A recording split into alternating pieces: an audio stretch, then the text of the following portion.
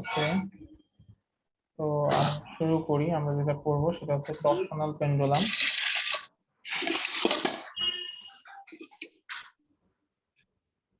Torsional pendulumটা কি? Torsional pendulum consists of a disc that is suspended by a wire. এরকম একটা disk থাকবে যেটা একটা ওয়্যার দ্বারা আটকানো থাকবে, and that is attached to the center of the mass of the disc, and the other end of the wire is fixed to a rigid point. তো এরকম একটা ডিস্ক যেটা এই মাঝখান বরাবর একটা ওয়্যার দ্বারা আটকানো থাকবে এবং তার আরেকটা প্রান্ত একটা ফিক্স জায়গাতে পুরোপুরি আটকে থাকবে। তো এরকম একটা জিনিসকে আমরা বলি হচ্ছে টরশনাল পেন্ডুলাম। জাহিদ হাসান, কিছু বলতে চাচ্ছো? হ্যাঁ স্যার, একটু কথা বলতাম স্যার। সেটা হচ্ছে কি, গত ক্লাসে স্যার আমরা ওই যে কাইনেটিক এনার্জির ক্ষেত্রে একটা স্যার সমীকরণ পড়েছিলেন।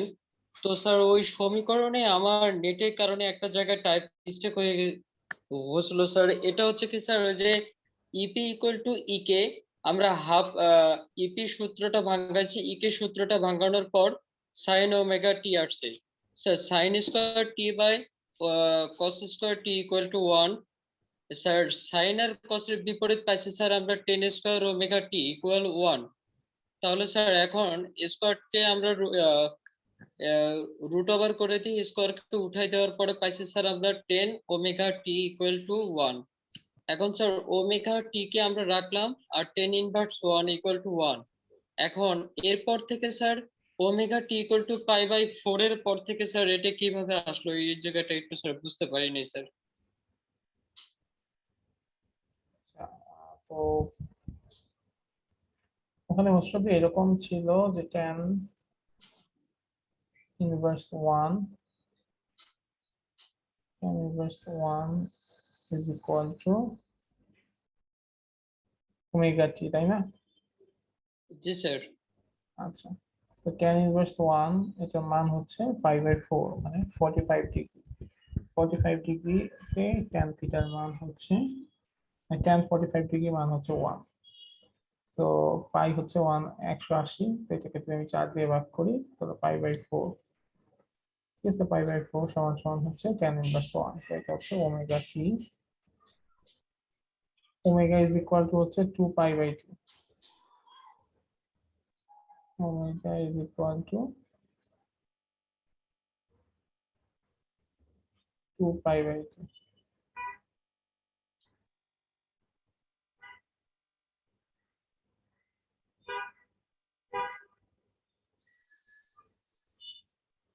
2 পাই বাই 2। তো এখান থেকে আমরা টি এর মানটা বের করব, ঠিক আছে? তো টি এর মানটা যদি বের করতে চাই তাহলে আমরা চাইলে কি করতে পারি, এই পাই আর পাইটা কেটে দিতে পারি। আর যদি শুধুমাত্র টি এক পাশে রাখি আর বাকি সবগুলাকে এই পাশে নিয়ে আসি তাহলে কি হবে? এই টিটা এই পাশে আসতে উপরে উঠে যাবে আর টুটা নিচে নেমে যাবে। তাহলে কি হবে? টি ডিভাইডেড বাই 8 সমান সমান হচ্ছে small T. T is equal to time period divided by 8, ঠিক আছে? জি স্যার।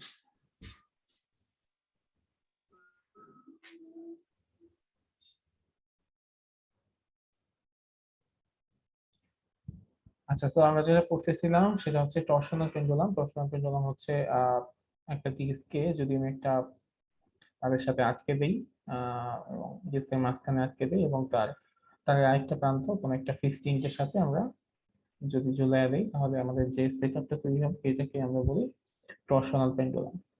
এবং এই টরশনাল পেন্ডুলামটা কি করে, অসিলেট করে, এবং এটা অসিলেট করার সময় দেখা যায় টুইস্ট করবে আর কি, পেঁচাবে। একদিকে কিছু দূর পেঁচানোর পরে আমরা যে ছেড়ে দিই সেটা আবার কি করবে, উল্টা দিকে পেঁচানো শুরু করবে। খেয়াল করে দেখো যে এই টরশনাল পেন্ডুলামটা ইনিশিয়ালি যদি এই অবস্থায় থাকে, এটাকে যদি আমরা ডান দিকে একটা মোচড় দিই তাহলে সে কি করবে, সে হয়তো বা এইটুক পর্যন্ত কি হবে,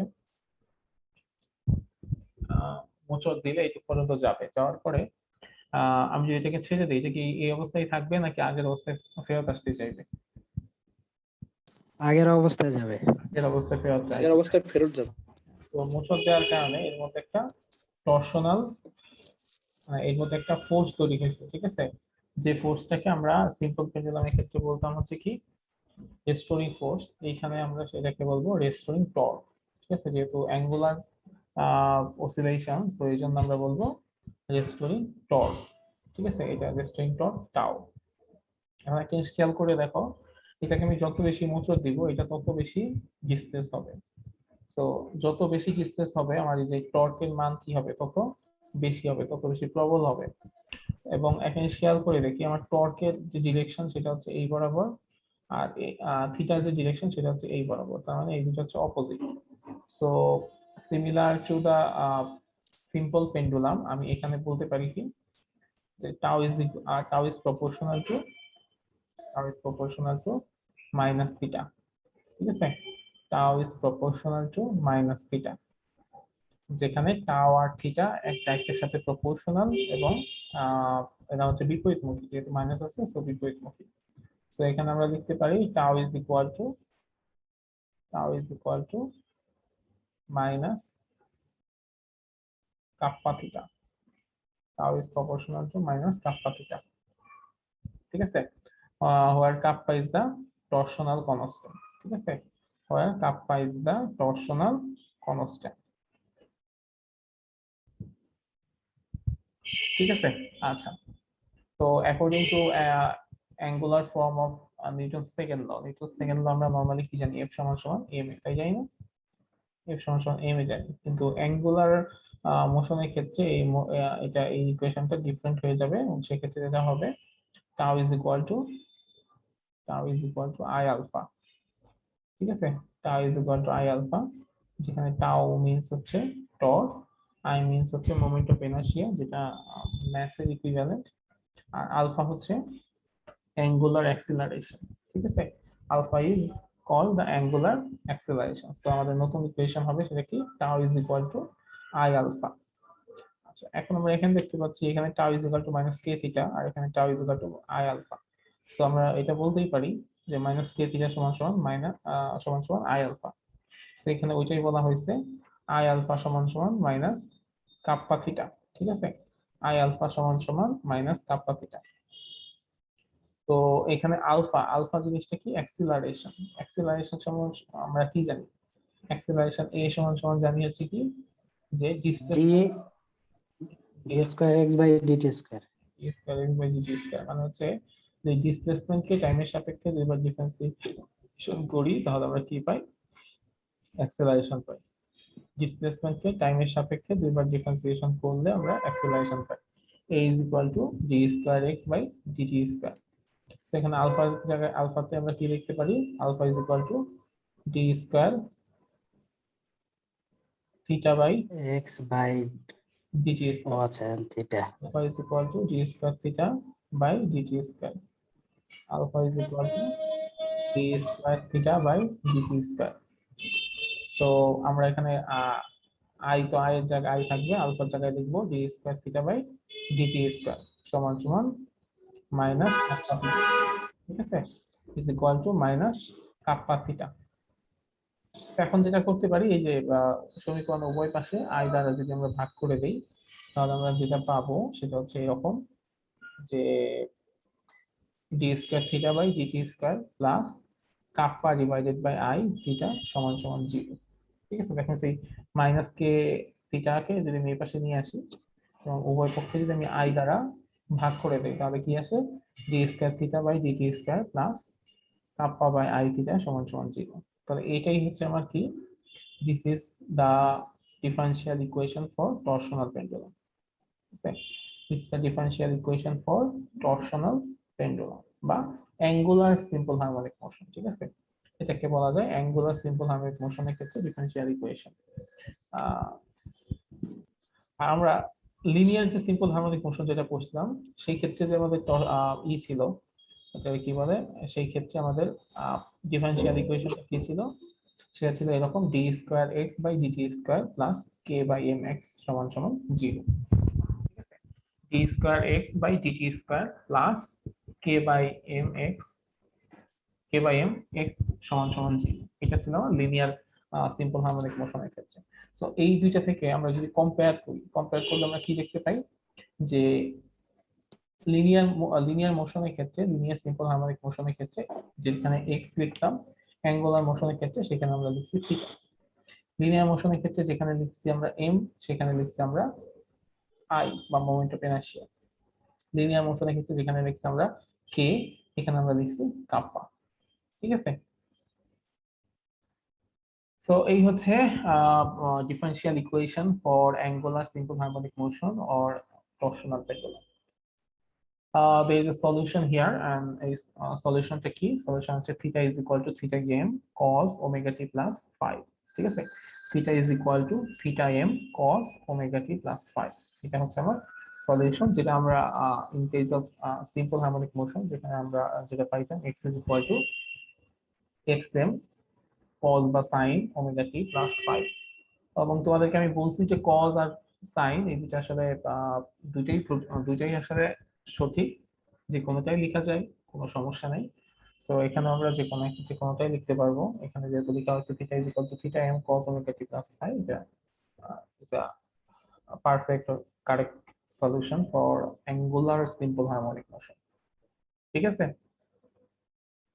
আর ওইটার ক্ষেত্রে আমরা ওমেগা সমান সমান কি জানতাম? ওমেগা সমান সমান জানতাম root over k by k by m, এখানে ওমেগা সমান সমান কি হবে? Omega is k equal by i, k by I. ঠিক আছে? কে না ঠিক kappa, kappa, kappa by I. ঠিক আছে? Kappa by I. ওকে, তো আমরা জানি যে omega is equal to 2 pi by t, এরকম জানি না? Omega is equal to g 2 pi by T.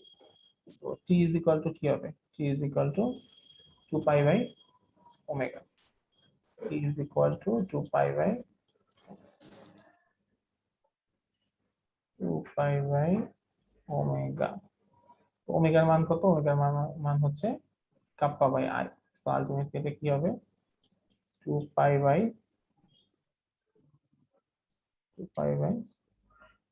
Kappa by I.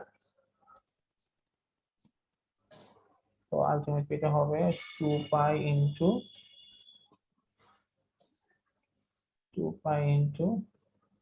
I by kappa. 2 pi into I by kappa. ঠিক আছে? T is equal to 2 pi into root over I by kappa. এটাতে কোনো confusion আছে?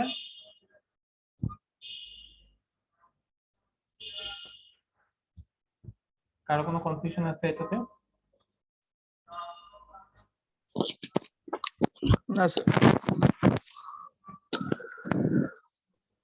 আচ্ছা, তো আমাদের এই পার্টটা শেষ হয়ে গেল। এরপর আমরা যেটা করবো অসিলেশন। হ্যাঁ, oscillation, different type of oscillation. Different type of অসিলেশনের মধ্যে প্রথম যে অসিলেশন সেটা হচ্ছে ফ্রি অসিলেশন।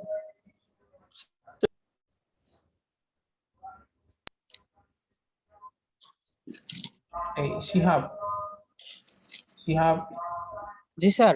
হ্যাঁ তুমি হচ্ছে মানে মাইক্রোফোনটা মিউট করে রাখবা। আচ্ছা, ডিফারেন্ট টাইপ অফ অসিলেশনের মধ্যে একটা হচ্ছে ফ্রি অসিলেশন। ফ্রি অসিলেশনটা কি? যে যখন কোন একটা বস্তু তার নিজস্ব একটা ফ্রিকোয়েন্সিতে অসিলেট করতে থাকে, নিজস্ব ন্যাচারাল একটা ফ্রিকোয়েন্সিতে অসিলেট করতে থাকে, then this type of oscillation is known as free oscillation. When a body oscillates with its own natural frequency, then it is called free oscillation. That is, যে কোনো একটা অবজেক্ট যদি নিজের একটা ফ্রিকোয়েন্সিতে অসিলেট করে, then it is called free oscillation. যেমন কি? যেমন হচ্ছে টিউনিং ফর্কের ভাইব্রেশন, যে কোনো স্ট্রেস স্ট্রিং এর ভাইব্রেশন বা সিম্পল পেন্ডুলামের ভাইব্রেশন, এগুলো নরমালি যেভাবে অসিলেট করে এগুলো হচ্ছে তার নিজস্ব অসিলেশন। এগুলোকে আমরা বলবো ফ্রি অসিলেশন। এবং ফ্রি অসিলেশন অ্যাকচুয়ালি সবকিছুই আছে। ইভেন তুমি যদি মানুষের কথা চিন্তা করো, মানুষেরও ফ্রি অসিলেশন আছে। বা একটা বিল্ডিং এর কথা চিন্তা করো, বিল্ডিং এর একটা ফ্রি অসিলেশন আছে। সেটা খুবই অল্প হতে পারে, হবে স্বাভাবিকভাবে, কিন্তু সেটা কিন্তু আছে। হ্যাঁ, সবারই একটা ফ্রি অসিলেশন আছে, নিজস্ব একটা কম্পাঙ্ক আছে, যে কম্পাঙ্কে সে অসিলেট করে। আচ্ছা, তো এরপর হচ্ছে ড্যাম্পড অসিলেশন। ড্যাম্পড অসিলেশনটা কি? ড্যাম্পড অসিলেশনটা হচ্ছে এরকম যে ধরলাম একটা স্ট্রিং এর তো একটা নিজস্ব ফ্রিকোয়েন্সি আছে। সেই ফ্রিকোয়েন্সিতে সে অসিলেট করে। ঠিক আছে, একটা স্প্রিংকে আমি হচ্ছে সেটা যখন স্বাভাবিকভাবে অসিলেট করতেছিল তখন সেটাকে আমি কি করলাম, পানির মধ্যে ডুবাই দিলাম, তখন স্প্রিংটাকে স্বাভাবিকভাবে অসিলেট করবে? করবে না কিন্তু, না স্যার, বাধা পাবে স্যার। বাধা পাবে। ঠিক আছে, সো এই যে আমাদের যে এরকম মোস্ট অফ দ্য অসিলেশন যেগুলো হয় সেগুলো আমাদের হয় বাতাসের মধ্যে হয় বা অন্য কোনো মিডিয়ামের মধ্যে হয়, সেটা লিকুইড হতে পারে বা অন্য কোথাও হতে পারে। তো যার কারণে এই অসিলেশন গুলো কিছুটা বাধা প্রাপ্ত হয়, রেস্ট্রিক্টেড হয়, ড্যাম্পড হয়। ঠিক আছে, সো যখন কোনো অসিলেশন হয় এবং some kind of damping force সেখানে অকার হয়, তৈরি হয় due to friction or air resistance, ফ্রিকশনের কারণে বা এয়ার রেজিস্ট্যান্সের কারণে সেখানে কিছু কিছু ড্যাম্পিং ফোর্স অ্যারাইজ হয়। ঠিক আছে, ওই মিডিয়ামটাতে।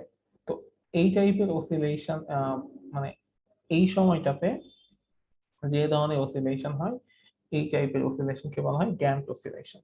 এবং ড্যাম্পড অসিলেশনে যেটা হয়, ড্যাম্পড অসিলেশনে যে রেজিস্টিভ যে ফোর্সটা উৎপন্ন হচ্ছে, যে বাধা দিচ্ছে যে ফোর্সটা, সেই বলটা ওভারকাম করার জন্য অনেক পরিমাণ এনার্জি খরচ করতে হয়, এনার্জি ডিসিপেট হয় হচ্ছে এই রেজিস্টিভ ফোর্সটাকে ওভারকাম করার জন্য। যার কারণে ড্যাম্প অসিলেশনে ইনিশিয়ালি আমার অ্যামপ্লিটিউডটা অনেক বেশি থাকে, ইনিশিয়ালি অ্যামপ্লিটিউডটা ধরো অনেক বেশি থাকে, কিন্তু আস্তে আস্তে এই অ্যামপ্লিটিউডটা কমতে থাকে। ঠিক আছে, আস্তে আস্তে অ্যামপ্লিটিউডটা কমতে থাকে। ঠিক আছে, এরকম করে এই জিনিসটা আস্তে আস্তে কমা শুরু করবে। ঠিক আছে, so the amplitude of the অসিলেশনস decrease with time, টাইমের সাথে সাথে এই অ্যামপ্লিটিউড অসিলেশনের যে অ্যামপ্লিটিউড সেটা কমতে থাকবে এবং ফাইনালি ইট বিকামস জিরো, এবং ফাইনালি এটা জিরো হয়ে যাবে। So this such type of oscillation are called damped oscillation. ঠিক আছে, such type of oscillations are known as damped oscillation.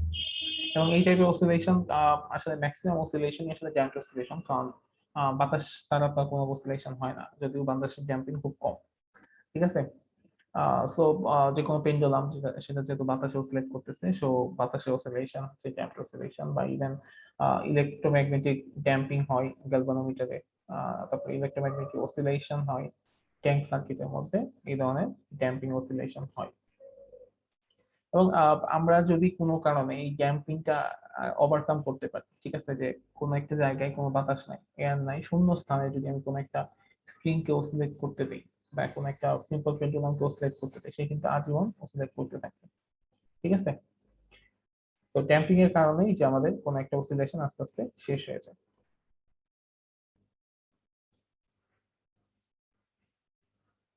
আচ্ছা, এরপর হচ্ছে ফোর্সড অসিলেশন। ফোর্সড অসিলেশনটা কি?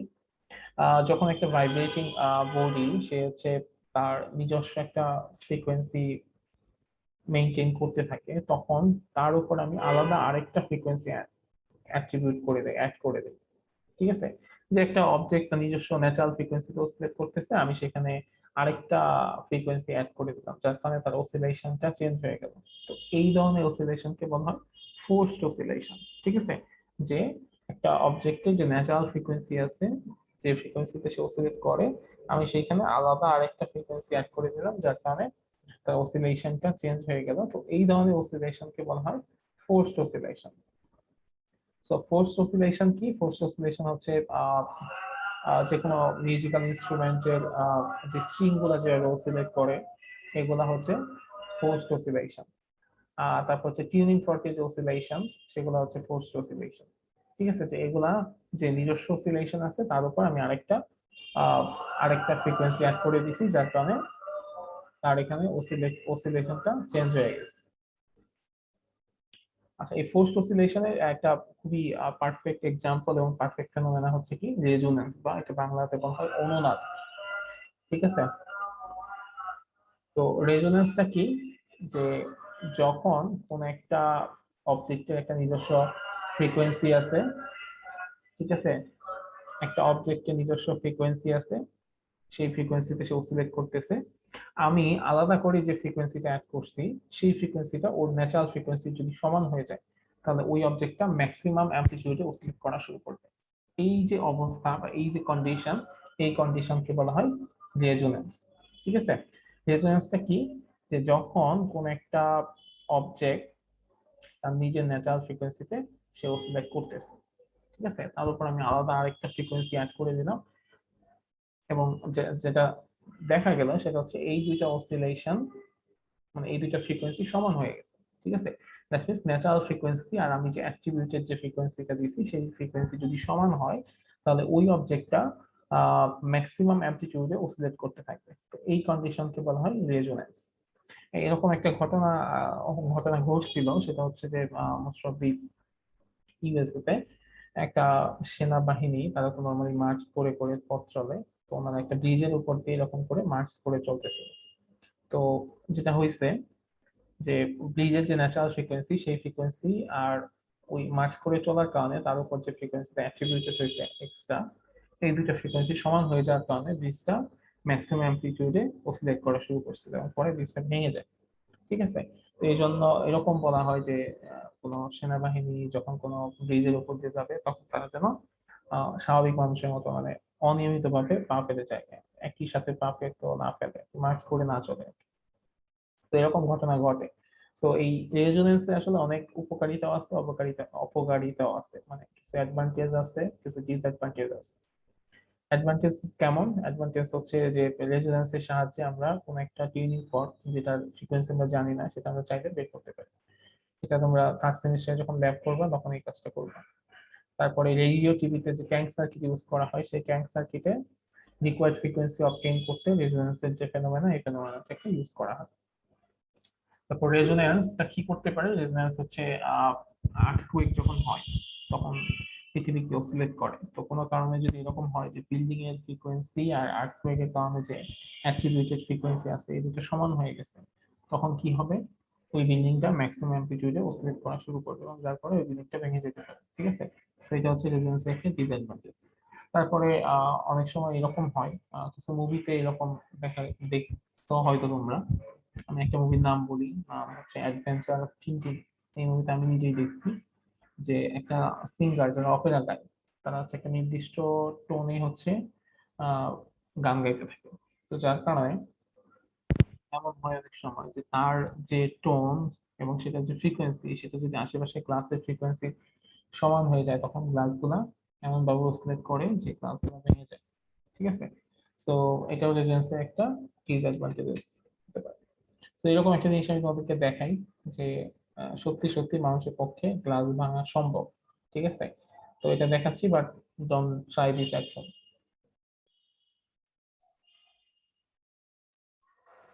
ওকে, তো ওয়েভ বেসিক্যালি দুই ধরনের, একটা হচ্ছে মেকানিক্যাল ওয়েভ বা যান্ত্রিক তরঙ্গ, আর একটা হচ্ছে ইলেকট্রোম্যাগনেটিক ওয়েভ মানে হচ্ছে তাড়িত চৌম্বক তরঙ্গ।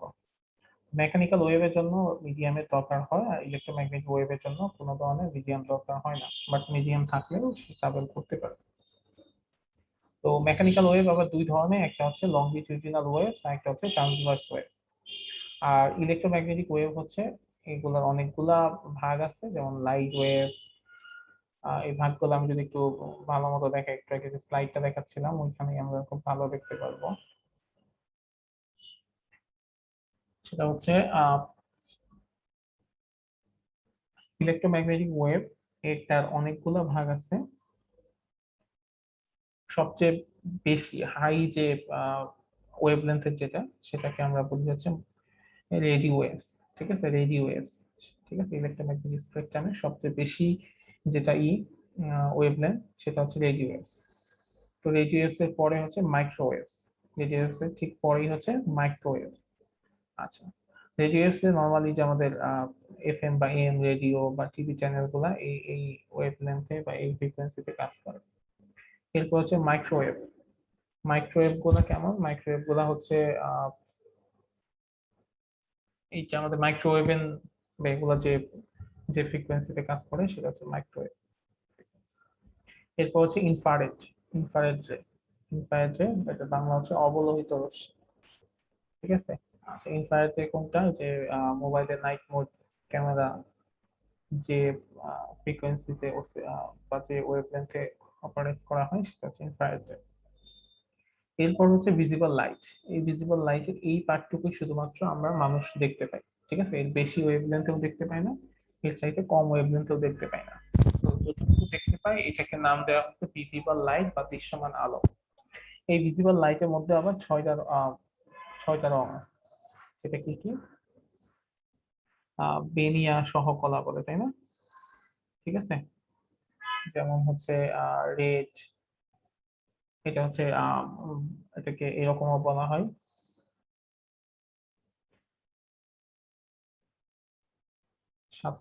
সাতটা রং, ভায়োলেট, তো সবচেয়ে বেশি ওয়েভলেন্থ হচ্ছে রেডের, ঠিক আছে, আর সবচেয়ে কম ওয়েভলেন্থ হচ্ছে ভায়োলেট। তো violet, indigo, blue, green, yellow, orange, red. ঠিক আছে, এখানে ইন্ডিগোটা বাদ দিচ্ছে, ইন্ডিগো আর ব্লুটাকে ভায়োলেটটাকে একসাথে ধরছে, তো যাই হোক এখানে এগুলো আলাদা। Violet, indigo, blue, green, yellow, orange, red, এটাকে বাংলাতে যে বলে বেয়ানি কলা, বেগুনি, নীল, আসমানি, সবুজ, হলুদ, কমলা, লাল। তো এই রং, এই পার্টটুকু হচ্ছে কি আমাদের ভিজিবল লাইট। তো ভিজিবল লাইটের পর হচ্ছে কি হবে, আলট্রাভায়োলেট রে, এরপর হচ্ছে এক্স রে, তারপর হচ্ছে গামা রে। ঠিক আছে, এই হচ্ছে মোটামুটি আমাদের ইসের যে পার্ট, সেটা হচ্ছে ইলেকট্রোম্যাগনেটিক ওয়েভের যে পার্ট, সেই পার্ট। ঠিক আছে, সো ইলেকট্রোম্যাগনেটিক ওয়েভের মধ্যে কি কি আছে? Visible light, microwaves, infrared rays, x rays, ultraviolet rays and radio waves. এই সবগুলা হচ্ছে ইলেকট্রোম্যাগনেটিক ওয়েভের এক্সাম্পল, এবং এই ওয়েভগুলা প্রপাগেট করার জন্য কোনো ধরনের মিডিয়াম দরকার হয়। সো যে ওয়েভগুলো প্রপাগেট করতে মিডিয়াম দরকার হয়, এগুলো হচ্ছে দুই ধরনের বেসিক্যালি, একটা হচ্ছে লংগিটিউডিনাল ওয়েভস আর একটা হচ্ছে ট্রান্সভার্স ওয়েভ। ঠিক আছে, লংগিটিউডিনাল ওয়েভস আর হচ্ছে ট্রান্সভার্স ওয়েভ।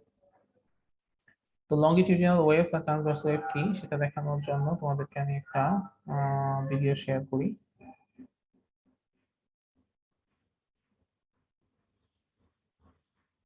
হ্যাঁ, এখন বলো, এই জিনিসটা, এই দুটো জিনিস খুবই ইম্পর্টেন্ট, এই দুটো জিনিস কি বুঝতে পারছো যে কোনটা ট্রান্সভার্স ওয়েভ আর কোনটা লংগিটিউডিনাল ওয়েভস?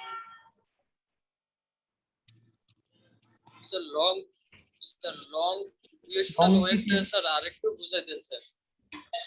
লংগিটিউডিনাল ওয়েভস হচ্ছে এই যে এখানে যে ছবিতে যেটা স্যার দেখা- এখানে পানিতে ঢিল মারলে স্যার পানিতে ঢিল মারলে তো সেম সিচুয়েশনটাই ঘটবে স্যার।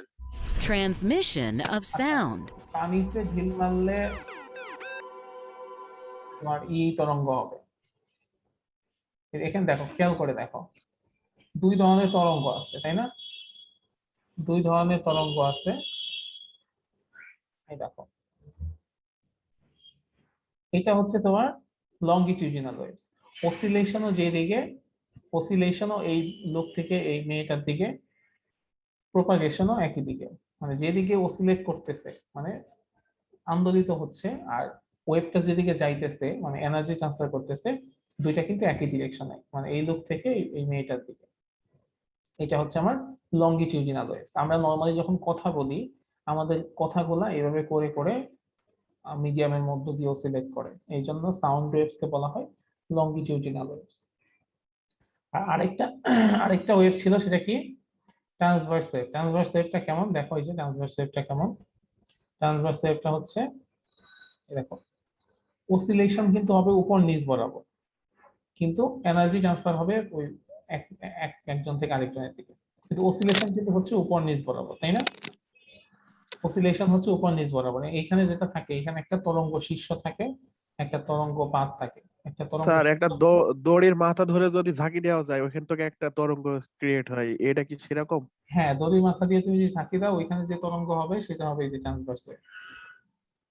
স্যার এটার বেস্ট এক্সাম্পল হচ্ছে ওই জিমে যে রশি নিয়ে দু হাত দিয়ে যেরকম হ্যাঁ হ্যাঁ হ্যাঁ, জিমের রশি দিয়ে যেটা দিয়ে করা হয়, এটা হচ্ছে যে ট্রান্সভার্স ওয়েভ। হ্যাঁ, ঠিক আছে, প্রপাগেশন যেদিকে আর অসিলেশন তার সাথে লম্ব বরাবর। ঠিক আছে, আর এটা হচ্ছে কেমন, এটা প্রপাগেশনও যেদিকে, অসিলেশনও সেই দিকে, একই দিকে। প্রপাগেশন আর অসিলেশন হচ্ছে সেম ডিরেকশন।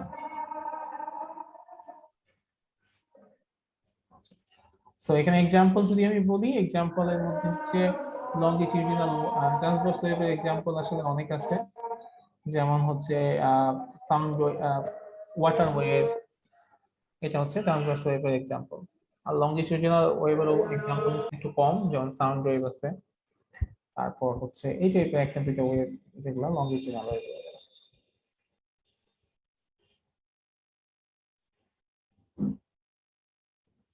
এখানে একটা জিনিস খেয়াল করো যে এখানে একটা ক্রেস্ট তৈরি হচ্ছে মানে তরঙ্গ শীর্ষ তৈরি হচ্ছে, আর এখানে একটা ট্রাফ তৈরি হচ্ছে মানে তরঙ্গ শীর্ষ আর তরঙ্গ চূড়া তৈরি হয় ট্রান্সভার্স ওয়েভের মধ্যে। আর লঙ্গিটিউডিনাল ওয়েভের মধ্যে কি তৈরি হয়? কম্প্রেশন ডিয়ারফ্রেকশন, কম্প্রেশন ডিয়ারফ্রেকশন মানে সংকুচন প্রসারণ, সংকুচন প্রসারণ এরকম করে লঙ্গিটিউডিনাল ওয়েভস গুলো প্রপাগেট করে। আচ্ছা, এরপরে আরো দুই ধরনের ওয়েভ আছে, সেটা হচ্ছে প্রোগ্রেসিভ ওয়েভ, আরেকটা হচ্ছে স্ট্যান্ডিং ওয়েভ। প্রোগ্রেসিভ ওয়েভ মানে কি? প্রোগ্রেসিভ ওয়েভ মানে হচ্ছে অগ্রগামী তরঙ্গ, ঠিক আছে? প্রোগ্রেসিভ ওয়েভ মিন্স হচ্ছে অগ্রগামী তরঙ্গ। তো অগ্রগামী তরঙ্গ জিনিসটা কি? যে কোন একটা ওয়েভ কোন একটা জায়গায় থেকে জেনারেট হবে, ঠিক আছে? জেনারেট হয়ে সেটা টাইমের সাথে সাথে সামনের দিকে অগ্রসর হবে। তো এই ধরনের যে ওয়েভ, সেই ওয়েভকে আমরা বলি অগ্রগামী তরঙ্গ, ঠিক আছে? বা ট্রাভেলিং ওয়েভ, এটাকে ট্রাভেলিং ওয়েভও বলা হয়। প্রোগ্রেসিভ ওয়েভ তোমার লঙ্গিটিউডিনালও হইতে পারে আবার ট্রান্সভার্সও হইতে পারে, দুই ধরনেরই হতে পারে, ঠিক আছে? যেমন ধরো যে আমি কথা বলতেছি, এই কথাগুলা তোমরা শুনতে পাও। ধরো আমি একটা ক্লাসে বসে কথা বলতেছি, কথাগুলো তোমরা শুনতে পাচ্ছ। কেন শুনতে পাচ্ছ? কারণ আমি যে ওয়েবটা তৈরি করতেছি সেই ওয়েবটা সময়ের সাথে সাথে সামনের দিকে অগ্রসর হচ্ছে এবং তোমাদের পর্যন্ত পৌঁছাচ্ছে। তার মানে এই ওয়েবটা টাইমের সাথে সাথে একটা পয়েন্ট থেকে আরেকটা পয়েন্টে যেহেতু যাচ্ছে মিডিয়ামের মধ্য দিয়ে, এই জন্য এই ওয়েবকে বলা হয় প্রোগ্রেসিভ ওয়েভ। তো progressive wave can be longitudinal or transverse, দুইটাই হতে পারে। প্রোগ্রেসিভ ওয়েভ দুই ধরনের হতেই পারে। আচ্ছা, তো এই প্রোগ্রেসিভ ওয়েভের একটা ইকুয়েশন আমরা এখন একটু ডেরাইভ করব। আচ্ছা, এর জন্য আমি একটু 1 মিনিট সময় দিচ্ছি।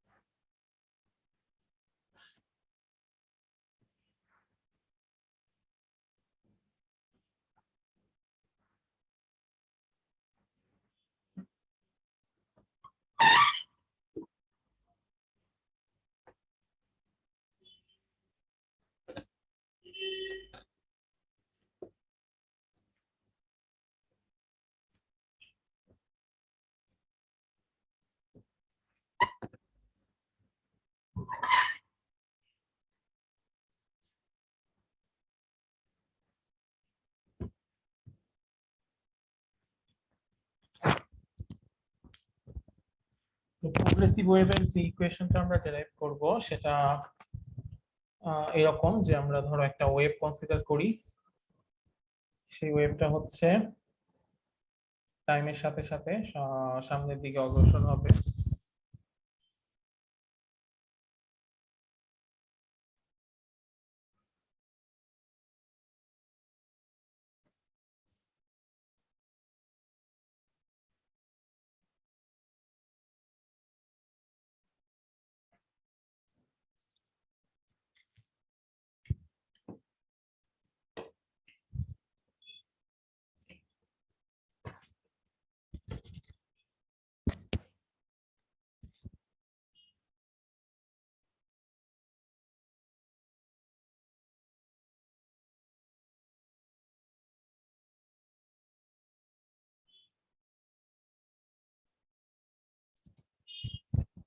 তো সবাই মনে হয় দেখতে পাচ্ছ আমার স্ক্রিনটা, তাই না?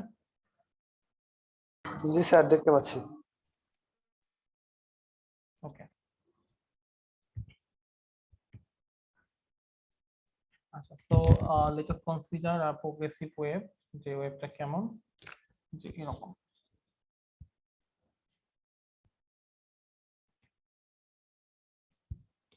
এরকম একটা প্রোগ্রেসিভ ওয়েভ।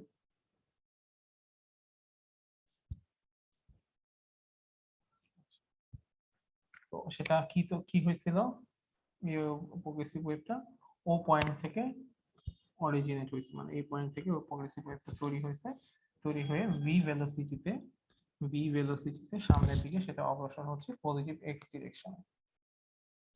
তো এই ওয়েভটা দেখতে হচ্ছে সিম্পল হারমোনিক মোশনের মতো একটা। সো আমরা এই ওয়েভের জন্য ডিসপ্লেসমেন্টের যে ইকুয়েশন সেটা আমরা লিখতে পারি এরকম, y is equal to এখান থেকে এইটুকু ডিসপ্লেসমেন্ট যদি হয় a, দ্যাট মিন্স অ্যামপ্লিটিউড যদি a হয়, তাহলে আমরা লিখতে পারি কি y is equal to a sin omega t। ঠিক আছে, আচ্ছা এটা আমরা লিখতে পারি, যেখানে a হচ্ছে amplitude of the wave, omega হচ্ছে angular velocity of the particle, যার যেটা মানে মান হচ্ছে omega is equal two 2π/t বা 2πf। আচ্ছা, সো ওমেগা t এটা হবে কি phase angle, omega t is the phase angle of the particle or simply phase। এখন আমরা জানি যে একটা একটা কমপ্লিট অসিলেশন যখন শেষ হবে, মানে এখান থেকে যেহেতু পার্টিকেলটা শুরু করছে, অসিলেট করা শুরু করছে, এখান থেকে অসিলেট করা শুরু করছে এবং তার ডিরেকশন ছিল উপরের দিকে, এখান থেকে গিয়ে সে যখন এই পয়েন্টটাতে যাবে তখন তার একটা কমপ্লিট অসিলেশন হবে। ঠিক আছে, একটা পার্টিকেল যখন একটা কমপ্লিট অসিলেশন শেষ করে, একটা ওয়েভ যখন একটা কমপ্লিট অসিলেশন শেষ করে, সেইটুকু ডিসটেন্সকে আমরা কি বলি ওয়েভলেন্থ বা ল্যামডা। তার মানে এখান থেকে এই পর্যন্ত যে ডিসটেন্স সেটাকে বলি আমরা ল্যামডা। এখন এই ওয়েভলেন্থ ল্যামডা যেখানে থাকে সেখানে ফেজের যে পরিবর্তন হয়, সো ফেজ ডিফারেন্সটা হয় হচ্ছে 2π। মানে একটা কমপ্লিট অসিলেশন যখন হয় তখন ডিসটেন্সের পরিবর্তন হচ্ছে আমার তরঙ্গ দৈর্ঘ্যের সমান বা ল্যামডা। আর এই দুইটা পয়েন্টে আমার ফেজের যে পরিবর্তন, সেই ফেজ ডিফারেন্স হচ্ছে 2π। তো আমি যদি এখন আরেকটা পয়েন্ট চিন্তা করি হচ্ছে ধরো এখানটাতে একটা পয়েন্ট কনসিডার করলাম পি। এই পি পয়েন্টে আমার ফেজ ডিফারেন্স কত হবে এই পার্টিকেলের জন্য, সেটা যদি আমি বের করতে চাই তখন আমি কিভাবে বের করব? ব্যাপারটা হবে এরকম, y is equal to a sin omega t minus delta. মানে এই পর্যন্ত আমার একটা ফেজ ছিল এবং তার জন্য ইকুয়েশন ছিল এটা, কিন্তু যখন আমি এই পয়েন্টের জন্য আমি একটা পার্টিকেলের ইকুয়েশন বা ডিসপ্লেসমেন্ট বের করব, তখন স্বাভাবিকভাবে আমার ইকুয়েশনটা চেঞ্জ হয়ে যাবে। ইকুয়েশনটা চেঞ্জ হচ্ছে কিভাবে? y is equal to a sin omega t minus delta. মানে এখানে একটা ফেজের একটা ডিফারেন্স হয়েছে, সো সেই ফেজ ডিফারেন্সটা আমি হচ্ছে বের করার চেষ্টা করতেছি, যে ফেজ ডিফারেন্সের মানটুকু কত সেটা আমি বের করার চেষ্টা করতেছি। তো এই ফেজ ডিফারেন্সের মানটা আমি কিভাবে বের করতে পারি? ধরে নিলাম যে এখান থেকে এই পর্যন্ত যে ডিসটেন্স, সেই ডিসটেন্স হচ্ছে x। তো আমরা দেখতে পাইলাম যখন আমার মানে এই ল্যামডার মান আমি জানি না, ঠিক আছে, মানে এখানে যে ফেজের পরিবর্তন হয়েছে আমি সেটা মাইনাস ল্যামডা দিয়ে আমি দিয়ে লিখলাম, কিন্তু আমি কিন্তু ল্যামডার মান কত সেটা জানি না, তো সেটা আমি বের করার চেষ্টা করতেছি। তো আমি দেখলাম যখন আমার পাথ ডিফারেন্স, মানে এখান থেকে এই পর্যন্ত যে দূরত্ব সেটাকে যদি আমি পাথ ডিফারেন্স বলি, পাথ ডিফারেন্স যদি হয় এরকম, পাথ ডিফারেন্স যদি হয় ল্যামডা, তো সেইখানে ফেজ ডিফারেন্সের মান আমি পাচ্ছি কত? ফেজ ডিফারেন্স হচ্ছে 2π। পাথ ডিফারেন্স যদি ল্যামডা হয়, ফেজ ডিফারেন্স আমি পাই হচ্ছে 2π। তাহলে পাথ ডিফারেন্স যদি আমার 1 হয়, তাহলে ফেজ ডিফারেন্স কি পাবো? 2π/ল্যামডা। আবার যদি এরকম হয় যে পাথ ডিফারেন্স হচ্ছে আমার x, তাহলে ফেজ ডিফারেন্স পাবো কত? 2πx/ল্যামডা। তো ওই পি বিন্দুতে আমার যে ফেজ ডিফারেন্স হবে সেটা হবে কি 2πx/ল্যামডা। পি বিন্দু ফেজ ডিফারেন্সটা হবে কি 2πx/ল্যামডা।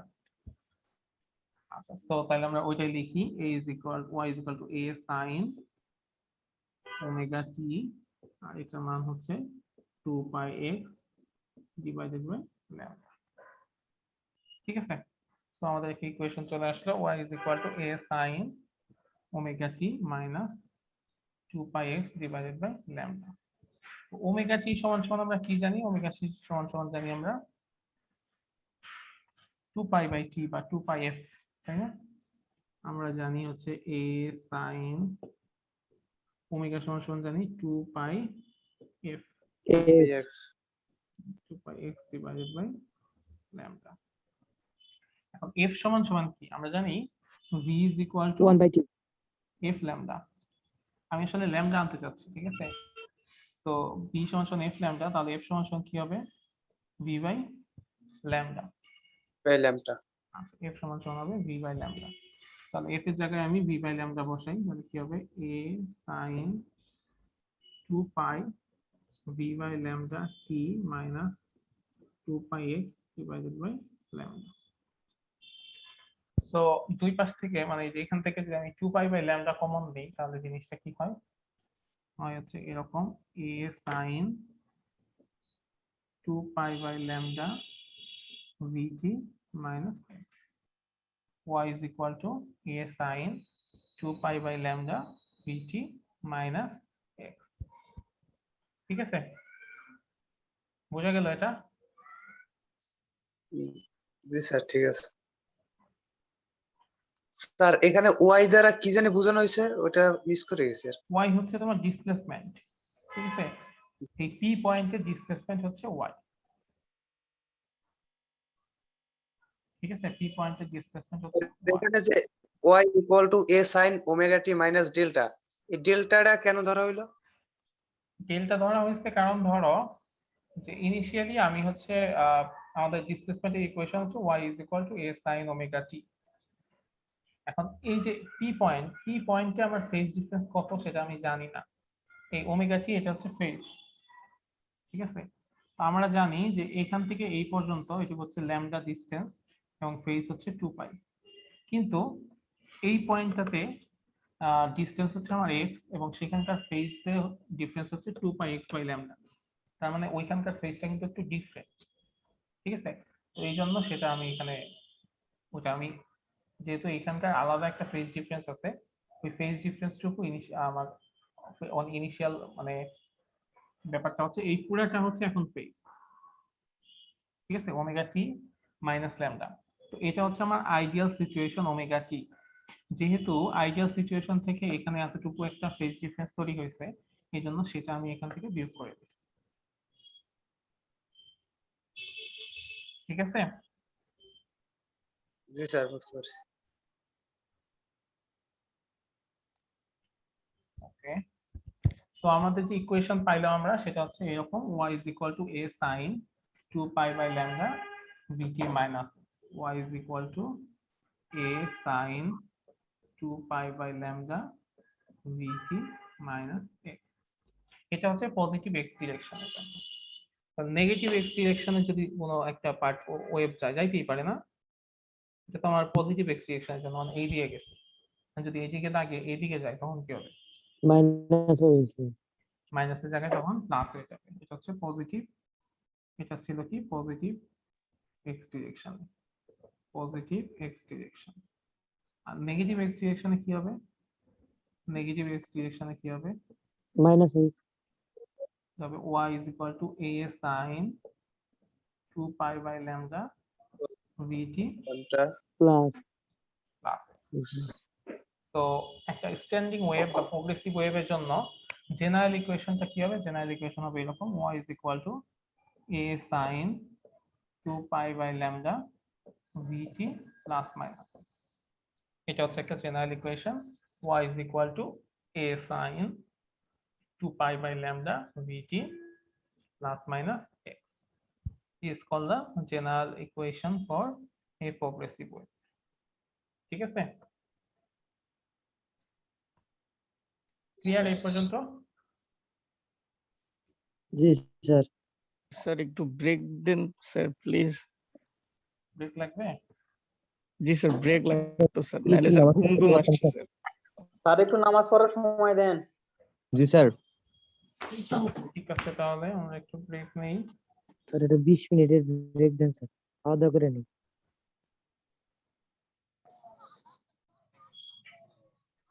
তো আমরা যেটা পড়লাম সেটা হচ্ছে যে প্রোগ্রেসিভ ওয়েভের জন্য ইকুয়েশন কেমন হবে সেটা আমরা আসলে দেখলাম। তো এখন এই প্রোগ্রেসিভ ওয়েভের ক্ষেত্রে তো আমরা আসলে ডিসপ্লেসমেন্টের ইকুয়েশনটা বের করছি, মানে ট্রান্সভার্স ডিসপ্লেসমেন্টের জন্য একটা ইকুয়েশন বের করছি, এবং এই ইকুয়েশনটা কি হবে, এই ইকুয়েশনটা হচ্ছে টাইমের সাপেক্ষে বা পজিশনের সাপেক্ষে এটা পিরিয়ডিক, মানে একটা নির্দিষ্ট পজিশনে এই ইকুয়েশনটা সেম হবে, বা একটা নির্দিষ্ট টাইম পর পর এই ইকুয়েশনটা সেম হবে। ঠিক আছে, ধরো আমি যে ইকুয়েশনটা লিখছি সেই ইকুয়েশনটা হয়তো যে পজিশনের জন্য লিখছি সেই পজিশন থেকে আমার ল্যামডা ডিসটেন্স পরে একই ইকুয়েশন পাওয়া যাবে, আবার ল্যামডা ডিসটেন্স পরে একই ইকুয়েশন পাওয়া যাবে। ঠিক আছে, তো এই জিনিসটা আমরা একটু প্রমাণ করে দেখবো যে ঘটনা আসলে সত্যি কিনা, যে সত্যি সত্যি এটা পাওয়া যায় কিনা। ঠিক আছে, তো ক্যামেরাটা আবার অন করি।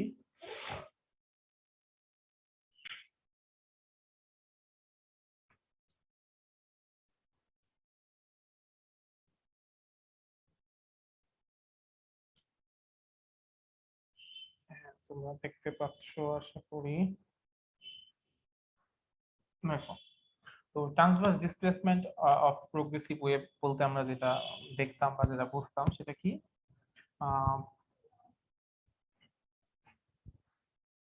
ওয়াই এক্স আর টি এর ফাংশন ছিল এটা। ইকুয়েশনটা কি ছিল? ইকুয়েশনটা ছিল a sin 2 pi by lambda vt minus x, এটা ছিল, তাই না? স্যার এটা তো নেগেটিভের ক্ষেত্রে স্যার। হ্যাঁ, নেগেটিভের ক্ষেত্রে, নেগেটিভের ক্ষেত্রে বলতে পজিটিভ এক্স ডিরেকশনে আর কি। আচ্ছা, জি স্যার, পজিটিভের স্যার। এই ডিরেকশন। তো এই ইকুয়েশনটায় আমরা একটু দেখবো যে এক্স এর বিভিন্ন ভ্যালুর জন্য, তো এক্স সমান সমান এক্স, এক্স সমান সমান এক্স এর জন্য তো এই ইকুয়েশন এক্স সমান সমান এক্স প্লাস ল্যামডা, এইটাও যদি আমরা এক্স এর পরিবর্তে বসাই তাহলে দেখবো যে আমরা সেম ইকুয়েশন পাবো। ঠিক আছে, এক্স সমান সমান এক্স প্লাস 2 ল্যামডা, সেই পজিশনে আমরা সেম ইকুয়েশন পাবো। এক্স প্লাস 3 ল্যামডা, সেই পজিশনে আমরা সেম ইকুয়েশন পাবো। এই জিনিসটা আমরা একটু প্রমাণ করে দেখতে চাই। ঠিক আছে, যে কথাটা স্যার বিষয়টা বুঝিনি স্যার, ক্লিয়ার করলে ভালো হতো স্যার। আচ্ছা, সেটা হচ্ছে এক্স মানে এক্স এর জন্য তো আমার এই সমীকরণ, তাই না? জি স্যার। এটা যদি এক্স না হয়ে এক্স প্লাস ল্যামডা হয় তাহলে আমরা সেম ইকুয়েশনই পাবো। ও, এক্স প্লাস 2 হলেও সেম ইকুয়েশন পাবো আমরা। এক্স প্লাস 2 ল্যামডা হলেও সেম ইকুয়েশনই পাবো। ও এই আচ্ছা জিনিসটা স্যার। আমরা পাই কিনা সেটা আমরা দেখবো আর কি। স্যার তখন তো এক্স এর জায়গায় চেঞ্জ হবে তাই না? হ্যাঁ, এক্স এর জায়গায় চেঞ্জ হবে। আমি দেখাচ্ছি যে কিভাবে আমরা চেঞ্জ করেও মানে সেম জিনিসটা পাই, সেটা আমি একটু দেখাবো। আচ্ছা, তো আমি এই ইকুয়েশনটাকে একটু চেঞ্জ করে লিখি, x a sin 2 pi vt by lambda minus x by lambda, a sin 2 pi v by lambda সমান সমান কি? v divided by lambda, F না স্যার? হ্যাঁ, v divided by lambda হচ্ছে f, কারণ f p সমান সমান f lambda, so v by lambda সমান সমান f f হবে f t minus x by lambda। এরপরে দেখি y is equal to a sin 2 pi, f সমান সমান কি? f সমান সমান হচ্ছে 1 by t, তাই না? 1/t, জি স্যার। তাহলে আমরা ইকুয়েশন পাইলাম t divided by t x minus lambda। ঠিক আছে, তো এটা হচ্ছে আমার সমীকরণ, যে y is equal to xt a sin 2 pi t divided by t x by lambda। That means এই সমীকরণ যে কথা, এই সমীকরণ একই কথা। ঠিক আছে, তো এখন আমরা দেখব যে এই x এর জায়গায় যদি আমরা x by lambda বসাই তাহলে সেম সমীকরণ আসে কিনা। That means y is equal to x এর জায়গায় লিখবো x plus lambda, lambda বুঝিনি, লিখলে বুঝিনি। এই ইকুয়েশনটা বসায় একটু দেখার চেষ্টা করি। ঠিক আছে, তাহলে কি হবে?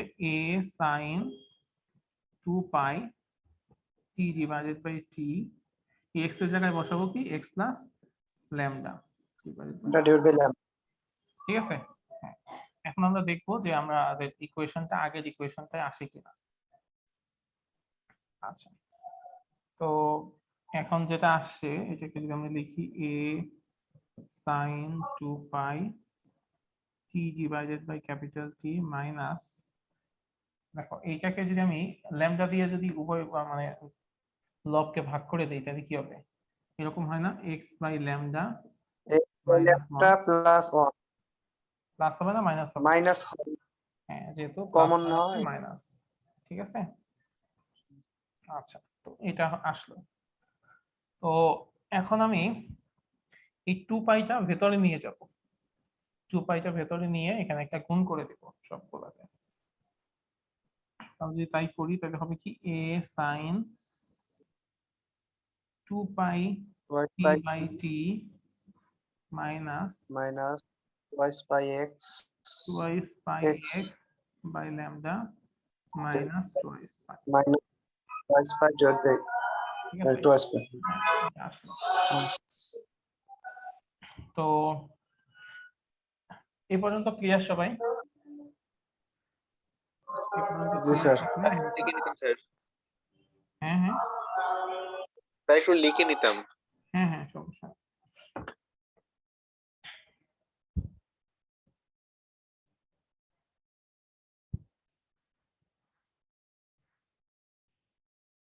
a sin, এখন আমি যেটা করব সেটা হচ্ছে কি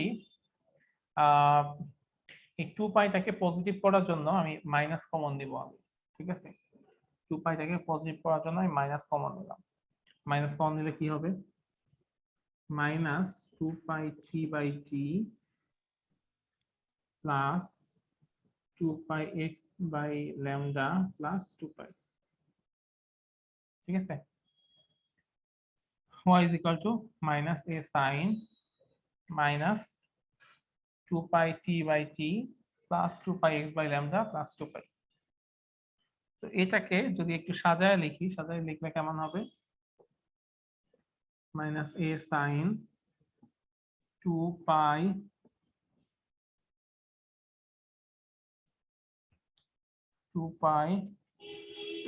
plus 2 pi x by lambda minus 2 pi t by t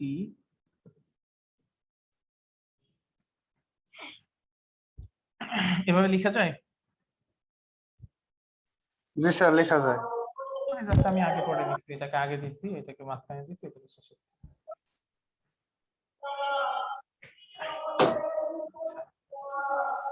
তো এই পাশে একটু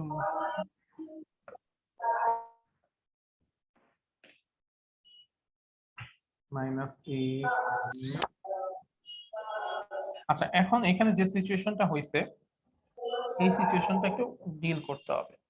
কিভাবে ডিল করতে হবে এটার জন্য তোমরা জানো যে আমাদের কোঅর্ডিনেট সিস্টেম যে আছে না চারটা, এর মধ্যে এখানে কি অল পজিটিভ, এখানে পজিটিভ কে কে? সাইন আর কোসেক। সাইন আর কোসেক।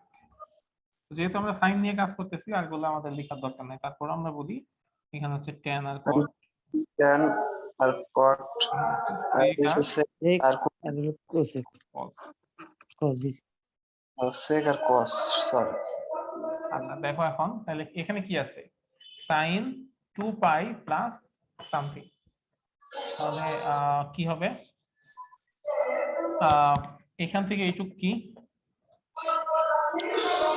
এখান থেকে 180 ডিগ্রি। এখান থেকে এইটুক হচ্ছে শুধু পাই, তাই না? পাই জি স্যার। এখান থেকে এই পর্যন্ত আবার কি হবে? আরেকটা পাই, তার মানে 2 পাই হচ্ছে এই পর্যন্ত। 2 পাই হচ্ছে অল পজিটিভ। তারপরে গিয়ে প্লাস থিটা মানে হচ্ছে অল পজিটিভ। আচ্ছা, তার মানে অল পজিটিভ হইলে মানে সাইন চেঞ্জ হবে না, যা মানে যে সাইন আছে সেটাই থাকবে, মানে তো এখানে কোনো নেগেটিভ আসবে না। ওকে, এখন আমাদের দেখতে হবে যে 2 পাইটা কেমন? 2 পাইটাকে আমি যদি পাই বাই 2 এ কনভার্ট করি তাহলে 4 ইনটু পাই বাই 2 হয়, তাই না? তাহলে পাই বাই 2 এর জোড় গুণিতক না বেজোড় গুণিতক? জি স্যার। পাই বাই 2 এর জোড় গুণিতক। জোড় গুণিতক হইলে সাইন যা আছে মানে সাইন চেঞ্জ হয়ে কজ হবে না, মানে সাইন সাইনই থাকবে। আর আগে যেহেতু পজিটিভ পাইছি তার মানে এখানে মাইনাস আসবে না, ঠিক আছে। তো জিনিসটা কি হবে? জিনিসটা হবে এরকম যে এই যে আমাদের এখানে আমরা যেটা পাইছি sin 2 পাই প্লাস থিটা লিখলাম এটাকে, তাহলে এটা কি হবে? sin থিটা, তাই হবে না? স্যার এটা একটু বুঝেন, একটু আবার বললে কি হবে? আচ্ছা, জিনিসটা হচ্ছে এরকম যে এটাকে যে এই পুরো টুককে আমি থিটা ধরলাম, হ্যাঁ থিটা ধরলে জিনিসটা আসলে কি sin 2 পাই প্লাস থিটা। তো সাইন 2 পাই প্লাস থিটা এই অ্যাঙ্গেলটা আসলে এখানে গিয়ে পড়ে, তাই না? তো এইখানে জি, স্যার। যেহেতু পড়ে, এখানে পড়লে এখানে কি হয়েছে, এখানে তো সবই পজিটিভ, যার কারণে সামনে পজিটিভ থাকবে। আচ্ছা, এরপরে এই যে 2 পাই, 2 পাইটা হচ্ছে 2 পাইটাকে যদি আমি পাই বাই 2 এ ভাঙি তাহলে এটা কি হবে, 4 ইনটু পাই বাই 2 হবে না? জি স্যার। আচ্ছা, সো এটা নিয়ম হচ্ছে যে পাই বাই 2 এটা যদি জোড় গুণিতক হয়, এই এই এই এখানে যেটা থাকবে সেটা যদি পাই বাই 2 এর জোড় গুণিতক হয়, তাহলে এখানে যেটা থাকবে সাইন কস যেটাই থাকবে সেটা চেঞ্জ হবে না, যা থাকবে তাই হবে। মানে সাইনই থাকবে, সাইন কস। হ্যাঁ, আর 2 পাইটা বাদ গিয়ে শুধু থিটা চলে আসবে। বুঝতে পারছি, বুঝতে পারছি। এটা যদি অন্যরকম হইতো, অন্যরকম কেমন হইতো, যে এটা যদি এরকম হইতো যে পাই বাই 2 প্লাস থিটা, তাহলে কি হইতো একটু চিন্তা করে দেখো। পাই বাই 2 মানে হচ্ছে এইটা, তো প্লাস থিটা মানে এখানে এখানে সাইন হচ্ছে পজিটিভ, তার মানে পজিটিভ, ঠিক আছে। কিন্তু এটা পাই বাই 2 এর কি বেজোড় গুণিতক না, পাই বাই 2 এর সাথে 1 বিজয় করে হ্যাঁ, তখন কিন্তু এটা cos থিটা থাকতো না, এটা কি হয়ে যেত তখন, sin থিটা থাকতো না, তখন কিন্তু এটা cos থিটা লেখা লাগতো। বিপরীত হয়ে যেত কস থিটা। হ্যাঁ, ঠিক আছে। কিন্তু আমাদের যেটা আমাদের বেলায় কি আছে, এখানে আছে 2 পাই, তো 2 পাই মানে হচ্ছে 4 পাই বাই 2, তার মানে এটা জোড় গুণিতক আছে, তার মানে এটা আমাদের সাইন আসবে না, এটা cos আছে, cos মানে cos আসবে না, সাইন আছে, সাইনই থাকবে, ঠিক আছে। তো এটা যদি জি থাকে, স্যার, বুঝতে পারছি।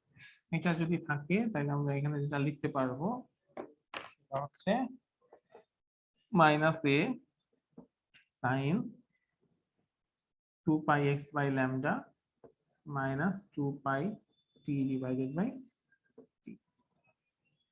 তো এরপরে এই যে মাইনাস যেটা আছে, মাইনাসটাকে আমি আবার ট্রান্সফার করে দেই ওই পাশে, a sine minus 2 pi x by lambda minus 2 pi t by T plus হয়ে গেল, ঠিক আছে। সাইন এখানে গিয়ে এটা মাইনাস করে দিল, এটাকে প্লাস করে দেব। তো আলটিমেটলি আমাদের এখানে কি আছে, এ সাইন 2 পাইটাকে যদি আমি সামনে নিয়ে আসি, 2 পাই এখানে থাকে কি minus x by lambda plus t by, তো a sine 2 pi t by T minus x by lambda. তো এখান থেকে আমরা শুরু করছিলাম না,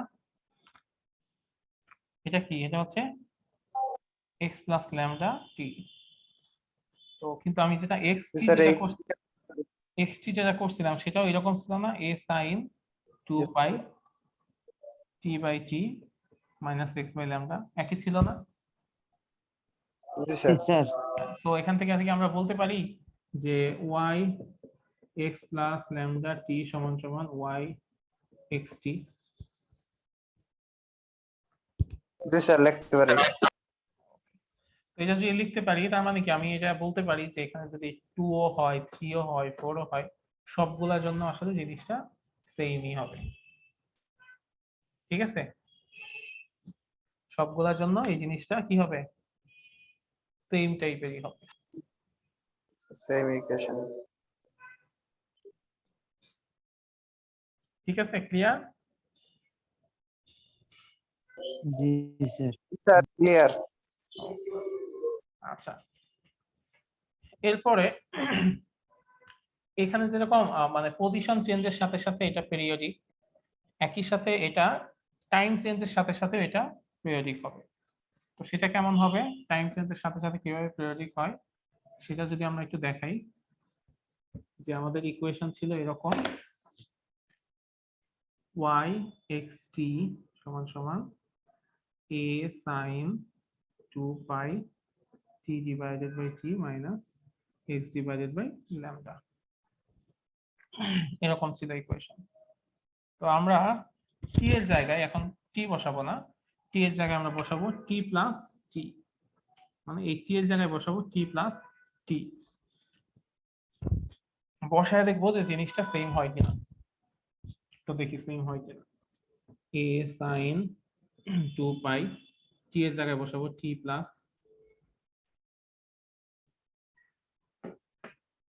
t plus t divided by t minus x by lambda. A sin 2 pi t দিয়ে যদি ভাগ করি তাহলে হবে কি t plus t plus 1 minus x by lambda। ঠিক আছে, এখন কি করব, এই 2 পাইটাকে ভেতরে নিয়ে যাব, তাহলে কি হবে a sin 2 pi t divided by t plus 2 pi minus 2 pi x by lambda। এখানে যেহেতু আগে থেকেই প্লাস আসছে, সো আমার কোনো মাইনাসটা কমন নেওয়ার দরকার নাই, ডিরেক্টলি লিখি 2 pi plus 2 pi t divided by t minus 2 pi x by lambda। আগের মতোই যে ওরকম কোঅর্ডিনেট সিস্টেম বসাইতে হবে, কোঅর্ডিনেট সিস্টেম বসাইলে এখানে কি 2 pi প্লাস থিটা, তো 2 pi এর কতটুকু হয়, 2 pi হয় এইটুকু, প্লাস থিটা মানে এই পদে, তার মানে অল পজিটিভ। আর 2 pi যেহেতু মানে কি 5/2 এর জোড় গুণিতক, তাই না, তার মানে যা কি থাকবে সাইন থিটা, এরকম থাকে না আগের বার যেটা দেখলাম। এটা কি বুঝতে পারছো সবাই? জি স্যার, বুঝতে পারছি। আচ্ছা, মানে এটা কিন্তু এটা হবে a sin 2 pi t by t minus 2 pi x by lambda। ঠিক আছে, এটা তো আরো মানে সহজে হয়ে গেল, তাই না? এখানে যদি 2 পাই মাইনাস থাকতো তাহলে কোন মানে নিচের কোঅর্ডিনেটে পড়তো না? আচ্ছা, এটা যদি 2 pi মাইনাস থাকতো তাহলে এই যে নিচে কোঅর্ডিনেটে পড়তো, তাহলে এখানে আমার এখানে পড়তো। আগে একটা মাইনাস চলে আসে। বুঝতে পারছি। তো এটা কি হবে a sin 2 pi টাকে যদি আগে নিয়ে আসি 2 pi t by t minus x by lambda। তো আগের ইকুয়েশন আর এই ইকুয়েশন সেম ইকুয়েশন না? জি স্যার, সেম ইকুয়েশন। হ্যাঁ, সো আমরা বলতে পারি y x t সমান সমান y x t plus t। ঠিক আছে, এটা হচ্ছে সেম।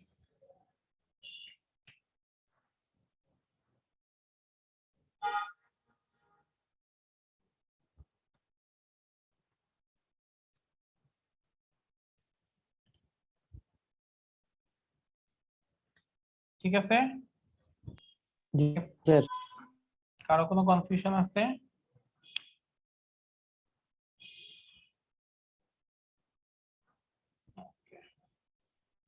স্যার এই যে পাশে যে স্যার অল পজিটিভ, তারপর স্যার সাইন কস থেকে স্যার একটু ক্লিয়ার করে দেন স্যার। আচ্ছা, এটা যদি ক্লিয়ার করি, জিনিসটা আসলে মানে অনেক আগের জিনিস, এটা ক্লাস 9 10 বা ইন্টারমিডিয়েট সব জিনিস আসলে ছিল। জিনিসটা হচ্ছে এরকম যে 4টা কোঅর্ডিনেট, এই কোঅর্ডিনেটের মধ্যে এটা প্রথম চতুর্ভাগ, এটা সেকেন্ড, এটা থার্ড, এটা ফোর্থ। তো এখানে বলা হয় যে এখানে হচ্ছে সবকিছু পজিটিভ, মানে যত আছে সাইন কস যতগুলো আছে সবগুলোর মানই এখানে পজিটিভ হবে। এখানে শুধুমাত্র সাইন থিটা বা কোসেক থিটা এদের মান এখানে পজিটিভ হবে। এইখানে শুধুমাত্র ট্যান আর কট এদের মান পজিটিভ হবে। এইখানে শুধুমাত্র কস আর সেক এদের মান পজিটিভ হবে। এখন ধরো আমি লিখলাম হচ্ছে সাইন ধরো π/2 প্লাস থিটা, তাহলে কি হবে? দেখো π/2 মানে কি, এইটুক হচ্ছে এখান থেকে এইটুক হচ্ছে π/2, তো π/2 সাথে হচ্ছে থিটা, তার মানে এটা হচ্ছে এই কোঅর্ডিনেটে অবস্থিত। তো এই কোঅর্ডিনেটে অবস্থিত হইলে এখানে কি সাইন কি পজিটিভ না? জি স্যার। সাইন পজিটিভ, তার মানে এখানে প্লাস যেটা হবে, প্লাস মানে এখানে কোনো মাইনাস আসবে না, এটা প্লাসই থাকবে। আচ্ছা, তো এরপরে দেখতে হবে যে এই যে এই π/2 যেটা আছে, এই যে এখানে অ্যাঙ্গেল যেটা আছে π/2, এই π/2 এটা কি জোড় গুণিতক না বিজোড় গুণিতক? তো এখানে π/2 কি জোড় গুণিতক না বিজোড় গুণিতক? বিজোড়, তার মানে বিজোড় যদি হয় তাহলে এটা এইটা চেঞ্জ হয়ে যাবে, তাহলে সাইনটা চেঞ্জ হয়ে যাবে, সাইন চেঞ্জ হয়ে কস হয়ে যাবে। ঠিক আছে, তার মানে এটা হবে কস থিটা। ঠিক আছে? স্যার ওখানে যদি tan থাকতো তাহলে কি ওটা কট হতো? হ্যাঁ, tan থাকলে কট হতো। আচ্ছা আমরা দেখি tan π/2 প্লাস থিটা এটা কি হবে দেখি। আচ্ছা tan হচ্ছে তার মানে এখানে কি tan প্লাস না মাইনাস? মাইনাস। মাইনাস, তাহলে এখানে মাইনাস। আচ্ছা যেহেতু π/2 তো π/2 থাকলে তো চেঞ্জ হয়ে যাবে, বিজোড় গুণিতক স্যার, তার মানে tan এর জায়গায় এটা কট হয়ে কট। কট। ঠিক স্যার আছে? এটা জোর হলে তো চেঞ্জ হতো না, তাই না স্যার? 2 পাই থাকলে না না, জোর হলে চেঞ্জ হতো না। যদি এরকম থাকতো যে 2π/2 দেখেন শুধু পাই থাকলেও চেঞ্জ হতো না। জি স্যার, শুধু পাই থাকলে স্যার আচ্ছা যদি শুধু পাই থাকতো তাহলে আবার হিসাব একটু ডিফারেন্ট আসছে। শুধু পাই মানে কি? শুধু পাই মানে হচ্ছে যে এই পর্যন্ত গেছে, এই পর্যন্ত গিয়ে এখানে গেছে, তো এখানে গেলে তো এটা আবার পজিটিভ হয়ে যাবে। ঠিক আছে? পজিটিভ হয়ে যাবে, এটা আবার π/2 যেহেতু, মানে এখানে কি পাই মানে কি? পাই মানে হচ্ছে 2 × π/2 না? 2 জি স্যার, জি স্যার। কারণ এটা 2 পাই বাই 2। π/2 এর জোড় গুণিতক, তো জোড় গুণিতক হলে তো চেঞ্জ হবে না, তাহলে ট্যানই থাকবে, তাহলে ট্যান থিটা। ঠিক আছে? জি স্যার। তোমরা এটা বলো তো কি হবে? sin 9π/2 plus theta.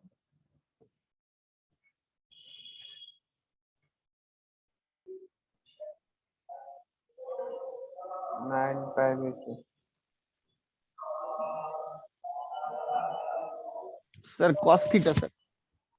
cos theta কেন? হ্যাঁ cos থিটা হবে। গুড। 9π/2 মানে কি? এখান থেকে 4টা π/2 হইলে কি হয়?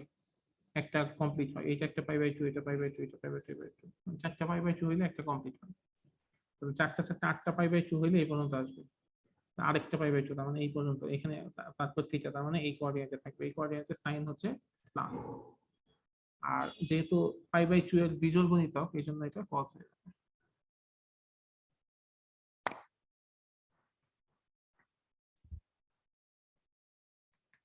ঠিক আছে? এইটা করো তো কেউ একজন। cos 2π - theta.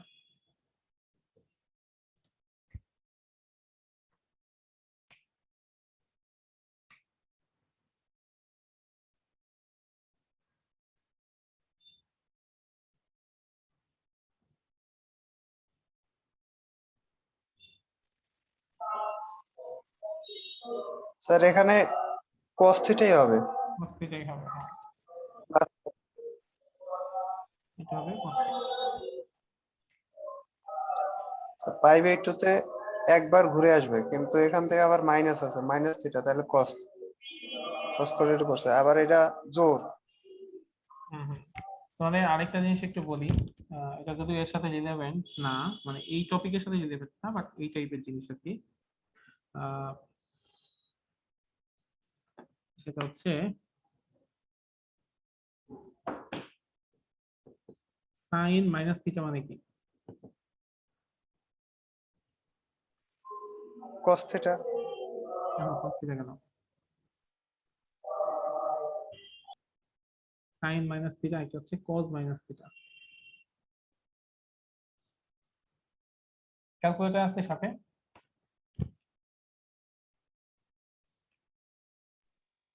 জি স্যার।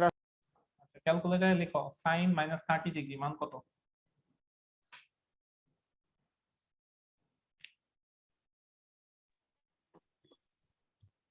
হাফ। হাফ না মাইনাস হাফ? -30।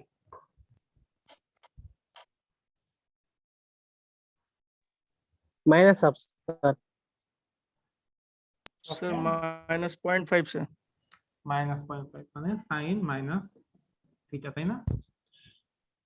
জি স্যার। সাইন 30 কি হাফ মাইনাস, কিন্তু cos -30 দিয়ে দেখো তো কত হয়?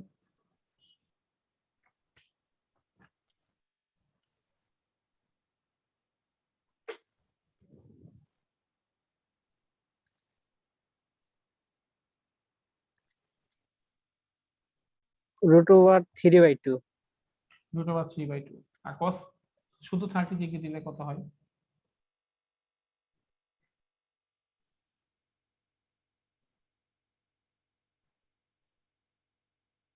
স্যার cos শুধু 30 ডিগ্রি দিলেও তো স্যার √3/2 হয় স্যার। হ্যাঁ, তার মানে cos মাইনাস থিটা সমান সমান হচ্ছে cos থিটা। আর এরকম আরেকটা আছে জি স্যার। sec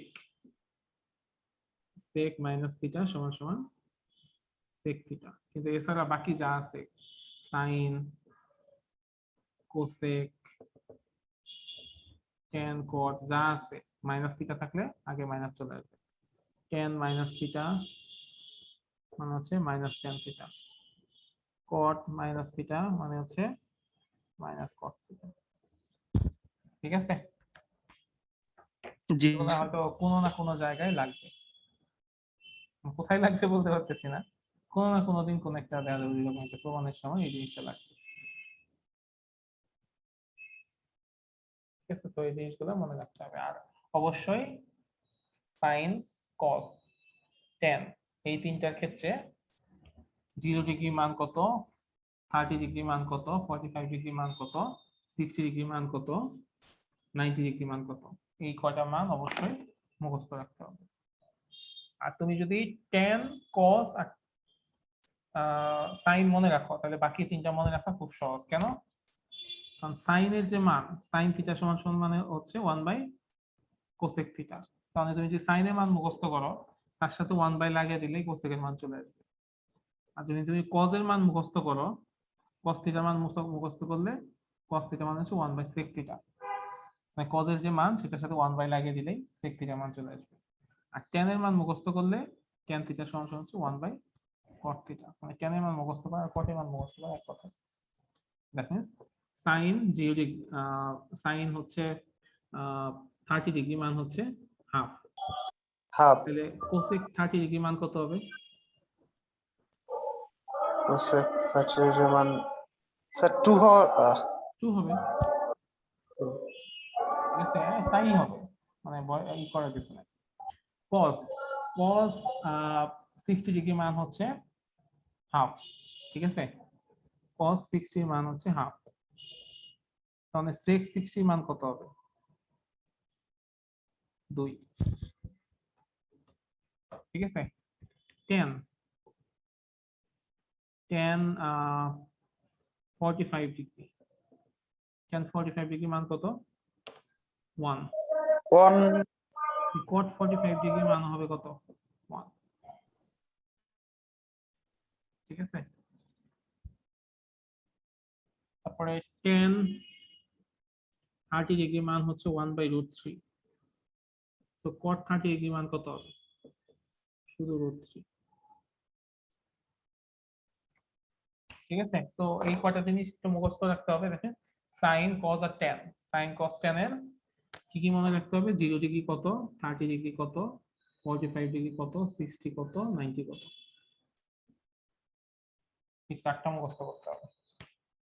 যেমন আমি পার্সোনালি কিভাবে মুখস্থ করছি, আমি মুখস্থ করছি এরকম, সাইন এর আমার মুখস্থ কিরকম যে এরকম sin 0 ডিগ্রি হচ্ছে 1, তাহলে sin 30 ডিগ্রি হচ্ছে হাফ, sin 45 ডিগ্রি হচ্ছে 1/√2, sin 60 হচ্ছে √3/2, আর sin 90 ডিগ্রি হচ্ছে 1। 0 হাফ, তারপর হচ্ছে 1/√2, √3/2, 1। আবার আরেকটা মজার জিনিস আছে, সাইন আর কজ এর মধ্যে মজার জিনিস কি? জি স্যার 0 ডিগ্রি আর 90 ডিগ্রি সেম হয়ে যায়। সেম না, সবগুলাই সেম। দেখো একটা মজার জিনিস দেখো, sine 0, sine 30, sine 45, sine 60, sine 90। এটা ঠিক উল্টা, সাইন 30 যেটা সাইন 0 ডিগ্রি যে মান, cos 90 ডিগ্রি মান হচ্ছে একই। সাইন 30 যেটা মান সেটা হচ্ছে cos 60 এর মান। সাইন 45 আর cos 45 এর মান হচ্ছে সমান। সাইন 60 আর cos 30 এর মান হচ্ছে সমান। আর সাইন 90 ডিগ্রি এটা হচ্ছে cos 0 ডিগ্রি মান সমান। ঠিক আছে, এটার মান হচ্ছে 0, হাফ, 1/√2, √3/2, এটা হচ্ছে 1। তার মানে আলটিমেটলি আসলে দুইটা মুখস্থ করতে হবে, একটা হচ্ছে সাইন এরটা মুখস্থ করতে হবে আর ট্যান এরটা মুখস্থ করতে হবে। ট্যান এর মান কত আমার যতটুকু মনে আছে আমি লিখে দিই। tan 0 ডিগ্রি হচ্ছে 0, tan 30 ডিগ্রি হচ্ছে 1/√3, 1 by tan root 3 45 হচ্ছে 1, tan 60 হচ্ছে tan root 60 3 by 2 গুণ শুধু √3, 3 tan 90 ডিগ্রি হচ্ছে অসংজ্ঞায়িত। অসংখ্যায়িত। আবার মানে কেউ যদি একটু চালাকি করে, সে যে কোনো একটা মুখস্থ করে সবগুলো মনে রাখতে পারবে। কিভাবে জানো? কিভাবে স্যার? না স্যার যেকোনো- বলেন। যে কোনো একটা মুখস্থ করে সবগুলো মনে রাখতে পারবে। কেউ শুধুমাত্র সাইন মুখস্থ করবে, ঠিক আছে?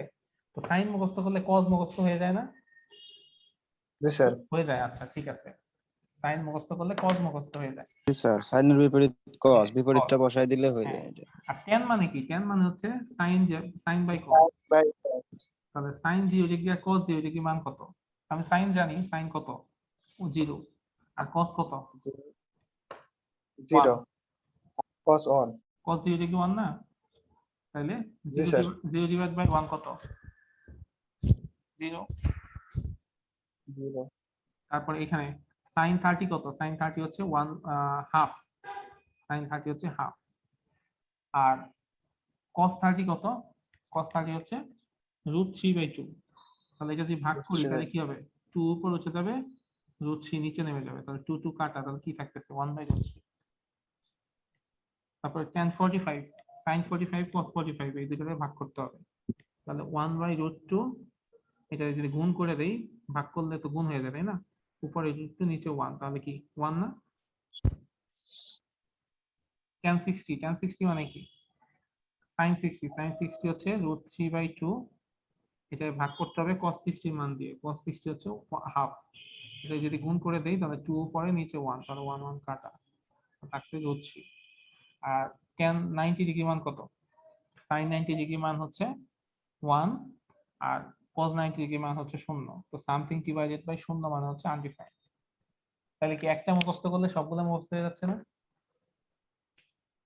জি স্যার। মানে সায়েন্স বা হচ্ছে ম্যাথমেটিক্স এগুলো কিন্তু খুবই মজার জিনিস, কিন্তু ব্যাপারটা বুঝতে হবে। কিছু কিছু জিনিস একটু মনে রাখতে হয়, কিন্তু বাকি জিনিসগুলো কিন্তু খুব মানে টেকনিক্যালি বের করে ফেলা যায় সবকিছু।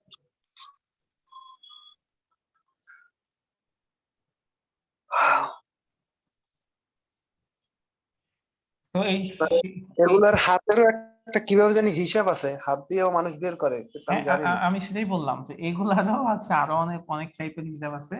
এগুলা হিসাব নাকি, এগুলো হচ্ছে টেকনিক।